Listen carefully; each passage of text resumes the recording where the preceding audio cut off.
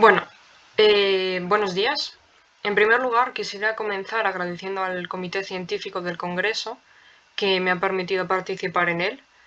Y en segundo lugar, voy a tratar de explicar brevemente el esquema general de mi comunicación. Esta se divide fundamentalmente en tres partes. La primera es el marco teórico constituido por las reflexiones de varios pensadores posmarxistas en torno al fenómeno de la pospolítica y de la despolitización. La segunda tiene que ver con las aportaciones del operaísmo italiano a las recientemente surgidas contradicciones al interior del sistema de producción capitalista.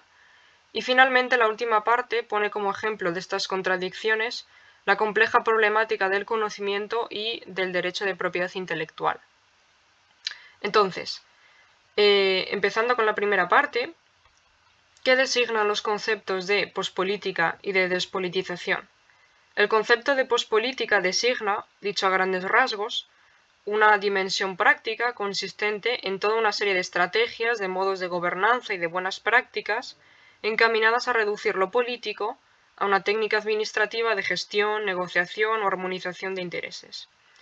La noción de lo político que se está presuponiendo en el uso de este concepto, noción que continúa la línea abierta por Carl Schmitt, hace referencia a una dimensión de lo social caracterizada fundamentalmente por un antagonismo irresoluble.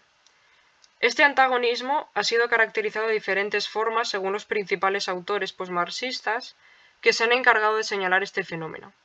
En el caso de Ernesto Laclau y de Chantal Mouffe, toma la forma de una pluralidad de posiciones de sujeto que son irreductibles entre ellas. En el caso de Rancière, el antagonismo que caracteriza lo político destella en el litigio entre la parte sin parte y aquellos que cuentan con el monopolio de la voz legítima. Y finalmente, en el caso de Zizek, el núcleo antagónico de lo político está conformado por la lucha entre incluidos y excluidos, digamos, una nueva lucha de clases, que se encuentra en el seno mismo del capitalismo contemporáneo.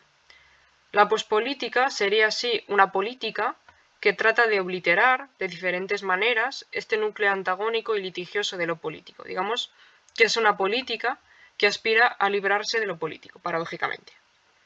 ¿Qué es la despolitización? Si antes hemos hecho referencia a la dimensión práctica de la pospolítica, ahora debemos hacer referencia a su dimensión teórica. Toda estrategia pospolítica contaría con un trasfondo teórico que lleva a cabo un análisis despolitizado del problema a tratar. Este análisis puede incorporar o proceder de diversas disciplinas como la sociología, la psicología, la economía, etc., y ofrece una imagen del problema que se está tratando como fundamentalmente desarraigado de lo político, desprovisto, digamos, de este núcleo antagónico que lo constituye y que hace de él una cuestión o un problema irresoluble y sobre todo dejado, digamos, a una tarea asintótica, al menos bajo los parámetros técnicos de gestión, administración y consenso y negociación a los que la pospolítica quiere ver reducida la política. Es por este motivo por el que cobra especial relevancia para estos autores la cuestión de los desplazamientos terminológicos que sufren o que usan los sujetos para referirse a la dimensión política de lo social, y sobre todo a los límites que sean asignados a determinar qué es político y qué no. Con esto pasamos a la segunda parte, la del operaísmo italiano, que comienza volviendo a poner el énfasis en esta última cuestión, digamos, ¿no? En la de hasta qué punto hay una razón política en determinadas disciplinas, que es una cuestión hoy crucial de dilucidar en ámbitos como la economía política contemporánea. Autores como Andrea Fumagalli o Christian Marazzi han señalado desde las coordenadas teóricas de esta corriente de filosofía política, desde el operaísmo, la insuficiencia conceptual de los marcos actuales de la economía política a la hora de abordar las contradicciones del capitalismo contemporáneo. El núcleo de estas contradicciones podría quedar resumido en la siguiente tesis. La oposición entre el carácter cada vez más social o común de la producción y el carácter cada vez más privado de la acumulación. Respecto de lo primero, del carácter cada vez más social de la producción, cabe señalar las recientes transformaciones en la composición técnica del trabajo, caracterizadas sobre todo por poner a trabajar, digamos, las cualidades más comunes e inmateriales como pudieran ser el conocimiento y las habilidades afectivo-relacionales. Estos cambios se deben sobre todo a la aparición de las TIC, a la revolución toyotista y a la puesta en marcha de diversos procesos de externalización. Estas modificaciones en la naturaleza del trabajo tienen consecuencias que son difícilmente comprensibles bajo las categorías y delimitaciones usuales de la economía política contemporánea. Voy a exponer someramente, algunos de los ejemplos más significativos. Que el contexto biopolítico sea objeto de valorización del capital, de rendimiento económico, conduce a que las relaciones de explotación y la expropiación del plusvalor ya no se den dentro simplemente de los límites de la fábrica fordista o de la empresa, sino que se extiendan a toda la sociedad que opera como una fuerza productiva. Además, en la medida en que se ponen en juego determinados elementos que antes estaban relegados a la esfera no productiva, como por ejemplo el carácter del propio trabajador, los procesos de producción de valor se extienden a la esfera de la reproducción y de la distribución. Y el tiempo de trabajo, el tiempo de formación de valor, se extiende más allá de la jornada laboral que se encuentra oficialmente estipulada, poniendo en cuestión la tradicional división entre tiempo de ocio y tiempo de trabajo, porque todo tiempo, es ahora tiempo productivo, o incluso poniendo en cuestión el uso del tiempo como una ley del valor. Se desdibuja de esta forma la línea de separación entre fuerzas productivas, el trabajador, y medios de producción, el conocimiento, las habilidades afectivas que pone en juego, etc., que ahora se encuentran encarnados en su propio cuerpo. El trabajador puede ser considerado como copropietario de esas herramientas, pero a la vez se encuentra en una posición alienada respecto de ellas. No tanto del producto de su trabajo como de la actividad misma de trabajar, de producir, que pone al servicio de otros esas habilidades cognitivas o afectivas bajo un ritmo muy determinado, con unos objetivos externos y específicos muy señalados, etc. Estos cambios en la composición del trabajo arrastran consigo una transformación en el modo como el capital extrae plusvalor, en el modo de acumulación.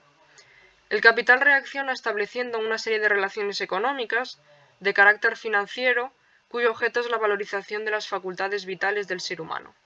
Este proceso se ha venido a denominar como la financiarización de la economía. Nos referimos a la otra parte de la contradicción que señalamos anteriormente, al carácter cada vez más privado de la acumulación que se manifiesta como ganancia sin acumulación, sin la posterior reinversión en el aparato productivo en forma de capital fijo o variable. Ahora bien, el giro financiero que toma la economía no debe comprenderse meramente como tradicionalmente se ha hecho desde la economía política clásica, es decir, como el último momento del proceso de acumulación o como la última ratio que emplea el capital. Antes bien, nos encontramos con un proceso que va desde la producción misma hasta el consumo y se extiende a todas las esferas vitales. En este sentido, creo que es clarificadora la cita de Andrea Fumagalli que aparece en pantalla, ¿no? Este proceso de financiarización es indicativo de la dificultad y de las crisis que experimenta el capital para comprender, mediante el modelo explicativo tradicional, la nueva economía que desde la producción cada vez más social y material se está fraguando. La economía de lo inmaterial, ¿no? Digamos que algunos autores lo denominan de esta forma.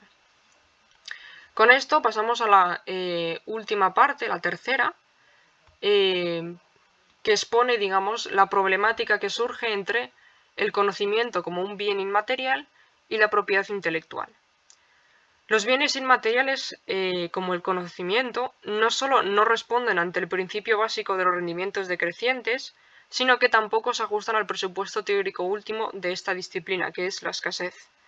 El conocimiento no es escaso, su coste de producción es difícilmente calculable, ya que carece de un valor de referencia que sirva para determinar su valor de cambio.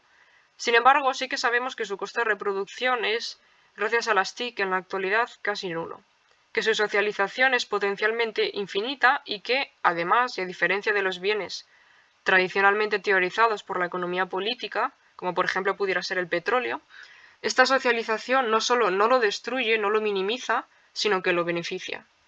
Sabemos entonces que su productividad en la actualidad no es maximizada debido a que no se difunde tanto como podría.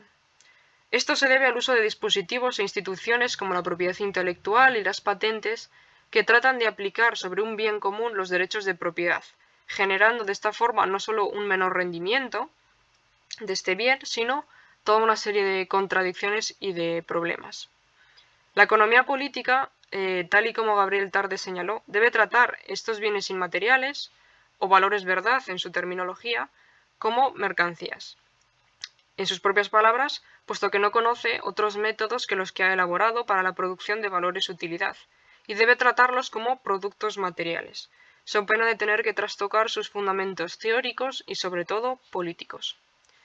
Volviendo al comienzo, y para finalizar a la vez, tenemos que la lógica de la escasez y el régimen de propiedad exclusiva, tal y como se entiende desde la economía política clásica, podrían comprenderse como estrategias políticas que tratan de lidiar con una serie de problemas cuya comprensión es insuficiente debido a las herramientas conceptuales que actualmente está empleando esta disciplina. Su marco teórico permanece despolitizado en la medida en que continúa ignorando el núcleo de conflicto, digamos, antagónico entre una producción cada vez más común y una apropiación y acumulación del plusvalor que continúa el camino de la privatización, esta vez vía financiera, pero con más fuerza. La única forma de salir de esta aporía, digamos, podría consistir en dotar de un nuevo contenido teórico a esta disciplina, comenzando por la revisión política de sus fundamentos teóricos. Con esto termino. Muchas gracias y un saludo.